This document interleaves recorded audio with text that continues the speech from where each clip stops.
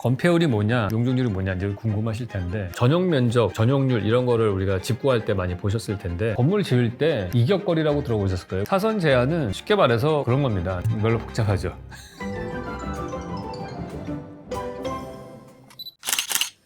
네, 안녕하세요, 왓슨 여러분. 이번 시간에는 저희 제작진들이 요청을 해서 하는 내용인데요. 건축주가 되기 위해서 기본적으로 알아야 될 상식들, 이런 걸 좀 정리를 해달라. 제작진이 건축주가 되고 싶은 욕망이 넘치는 분들이어서 일단은 건축 개요에 나오는 기본적인 용어들부터 한번 살펴보겠습니다.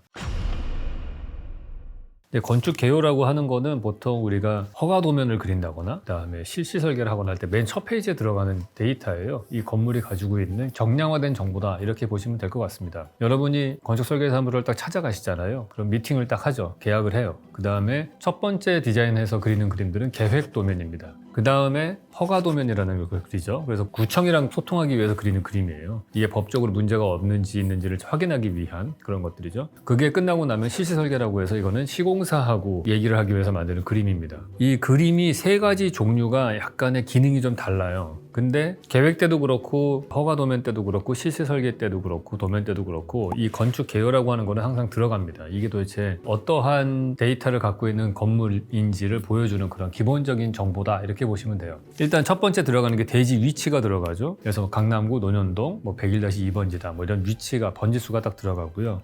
지역 지구 그게 일반 상업지역인지 제1종 주거지역인지 2종 주거지역인지 이런 등등이 나옵니다. 그래서 그 땅이 가지고 있는 종류가 조금씩 달라요. 이거는 이제 나라에서 정해놓는 건데요. 이거가 거의 이 건물의 상당 부분을 거의 한 절반 정도를 규정한다고 보시면 됩니다. 이거에 따라서 건폐율, 용적률 이런 것들이 다 결정이 나거든요. 그래서 건폐율이 뭐냐, 용적률이 뭐냐 이제 궁금하실 텐데 이제 건폐율은 뭐냐면 내가 예를 들어서 땅이 100평이 있다고 칩시다. 근데 내 땅이 100평인데 건폐율이 60%다. 그러면 저는 딱 그 위에 건물을 60평만 안 칠 수 있는 거예요.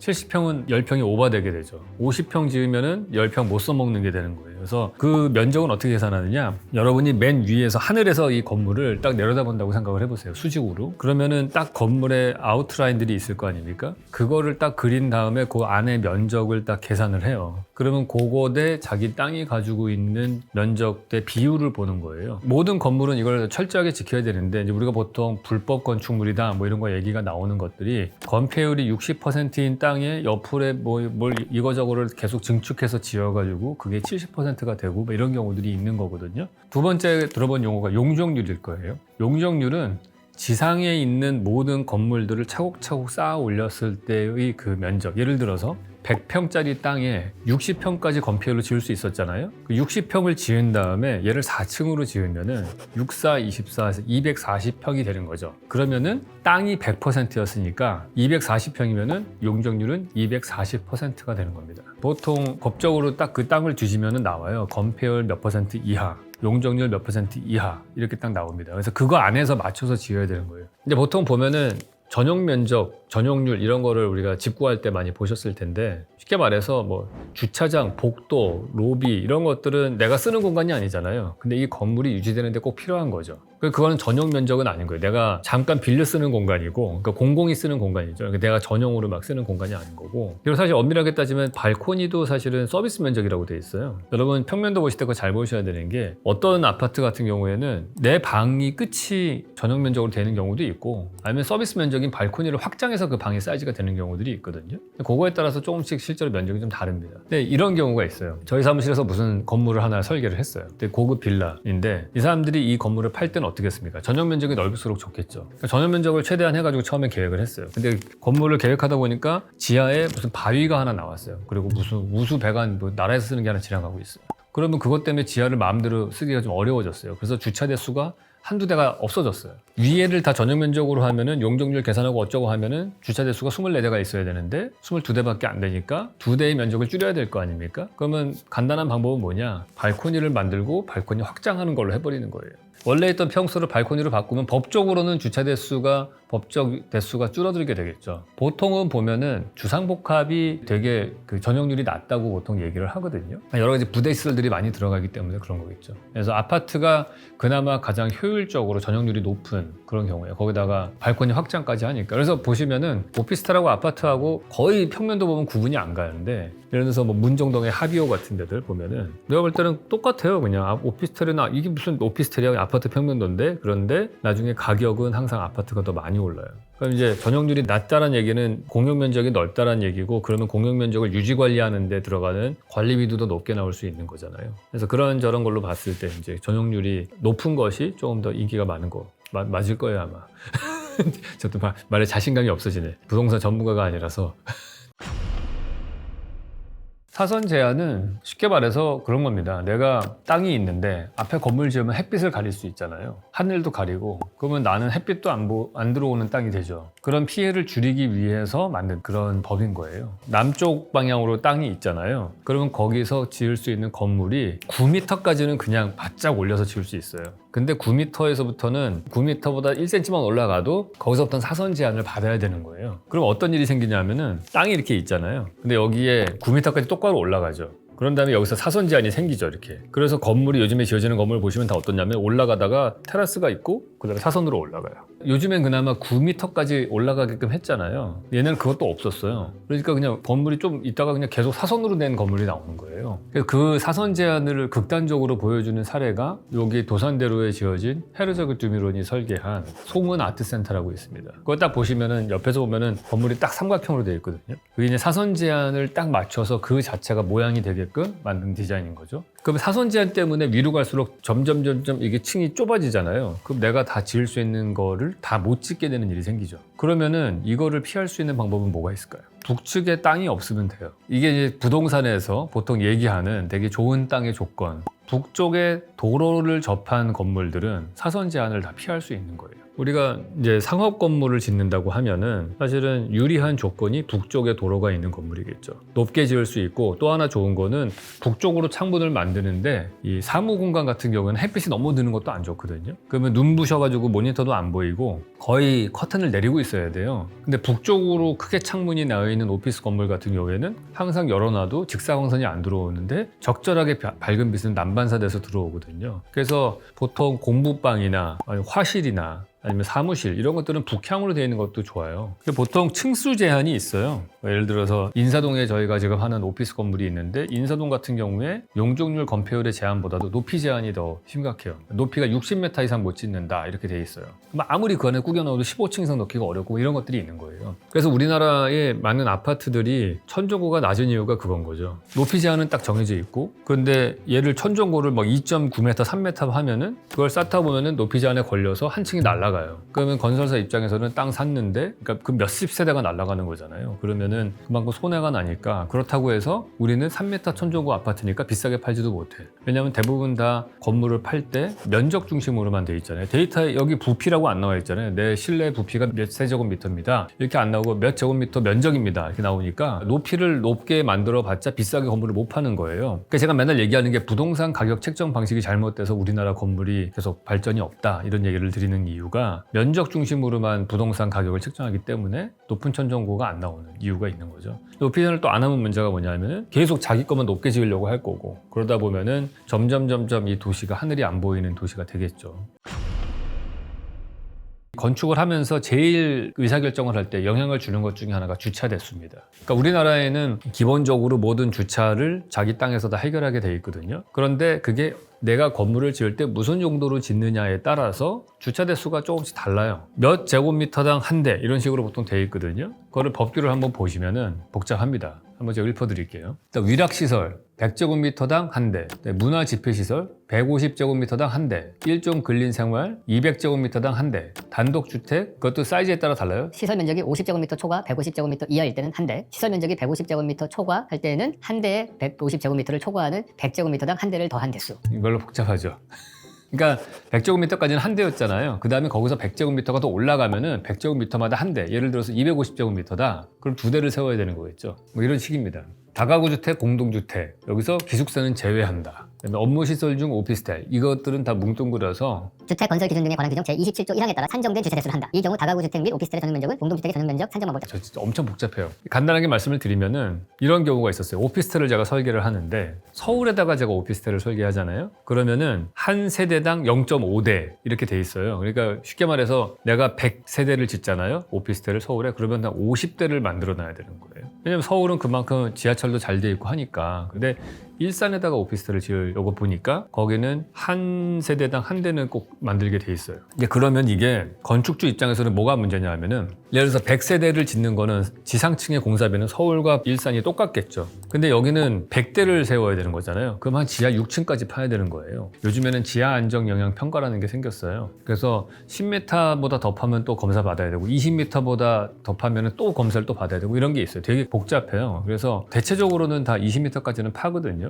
도심 속에다 건물을 지을 때 주차장 때문에. 그럼 20m까지 파면은 어떤 일이 생기냐 하면은 내가 그 20m까지 땅을 파는 계획을 다 보여준 다음에 뭐 토목의 기술적인 것들 뭐 어쩌고 저쩌고 법적인 걸 다 만족시키고 아무 문제가 없습니다. 이거를 나라에서 따로 허가를 받아야 돼요. 근데 그걸 국토부에서 받거든요. 그럼 세종시로 그걸 보내야 됩니다. 그럼 세종시에서는 전국에서 오는 모든 자료가 다 쌓였을 거 아니에요. 초기에는 그거 프로세스 하는데 뭐 한 2, 3개월 걸렸던 것 같아요. 순식간에 그게 일이 밀려가지고 지금은 한 6개월 걸리나? 결국에는 주차 대수가 늘어난다는 얘기는 지하 주차장을 많이 파야 된다는 소리고 땅을 더 깊게 파야 되니까 나라에서 허가받아야 되는 것도 복잡해지고 그것 때문에 공사기간이 늘어나면은 결국에는 그 기간 중에 은행이자를 다 내야 되는 거잖아요. 그러니까 그 은행이자 우리가 얘기하는 PF라고 하죠.